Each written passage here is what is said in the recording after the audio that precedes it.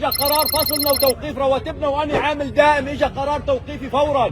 نحن من موظفين مؤسسة المياه، اجى قرار من 2019 15/7/2019 بالاحتياط، ما التحقنا لغاية 2024 تم توقيفنا على الخدمة الاحتياطية، وكان محطوط علينا شروط نحن اما فصل او التحاق او دفع بدل الاحتياط، وما رحنا.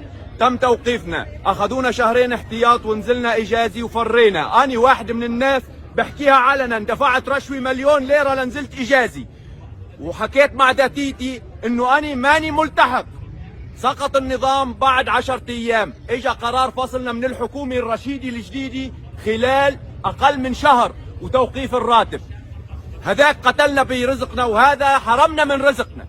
هذه الامور نحن ما بنرضاها، واليوم نحن واقفين يوميا قدام المحافظة، واذا لزم الامر راح نسكر مؤسسات الدولة حتى لو بالقوة، مثل ما الناس اجت سكرت مؤسسة المياه وعمال السهريج والعمال والمواطنين اللي لها حق، سكرت المؤسسة اللي اخذت حقها. نحن العمال إلنا ابدا حق، اللي اشتغلنا ورحنا وسهرنا بالثلج بسد الروم وطلعنا على الاصلاحات، هذه كلياتها النست من جماعة مؤسسة المياه قبل الحكومة.